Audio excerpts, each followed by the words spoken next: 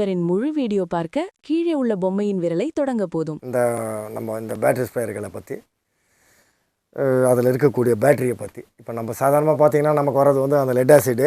அது வந்து எப்படின்னா அதிகபட்சம் நம்ம என்ன பயன்படுத்தினாலும் ஒரு வருஷத்துக்கு மேலே அதனுடைய பயன்பாடு இருக்கிறது இல்லை. ரெண்டாவது, நீங்கள் வந்து ஒரு மாத காலம் சார்ஜ் போடாமல் விட்டுட்டா அது வந்து என்னன்னா அந்த கண்டினியூட்டி இருக்கிறது இல்லை.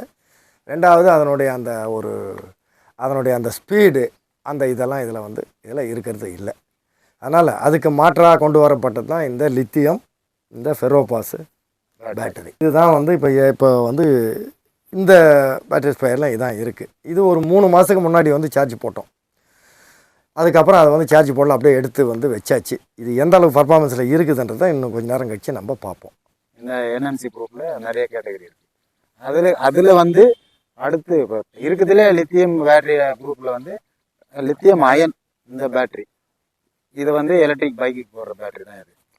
இதுக்கு அடுத்து பார்த்தீங்கன்னா லித்தியம். இது வந்து பாதுகாப்பு இல்லைன்றாங்களா? அது உண்மைதானா? இது பாதுகாப்பு இல்லை. இதே பாதுகாப்பு இல்லைன்னாக்கா இதுவும் ஆமாம். இது வந்து கொஞ்சம் அதிகமான ஆம்பியர் டெலிவரி ஆகுது, இல்லை அதிகமான ஆம்பியரில் நீங்கள் சார்ஜ் பண்ணுறீங்கன்னா ஹீட்டு வந்து ஃபார்ம் ஆகிறதுக்கு அதிகமாக, அதனால வந்து ஒரு குறிப்பிட்ட ஹீட்டுக்கு மேலே பிரேக் ஆகிறதுக்கு வாய்ப்பு இருக்குது. பேட்டரி பேர் வந்து லித்தியம் பெரோ பாஸ்பேட். இந்த பேட்டரி வந்து லித்தியம் அயன். லித்தியம்ன்றது காமனாக சொல்லிடுறாங்க. லித்தியம் அயனுக்கு லித்தியம் பெரோ பாஸ்பேட்டு டிஃப்ரெண்ட் இருக்குது. அந்த டிஃப்ரெண்ட்டு விவசாயிங்க நீங்கள் தெளிவாக புரிஞ்சுக்கணும். காமனாக லித்தியம் பேட்டரின்னு சொல்லக்கூடாது.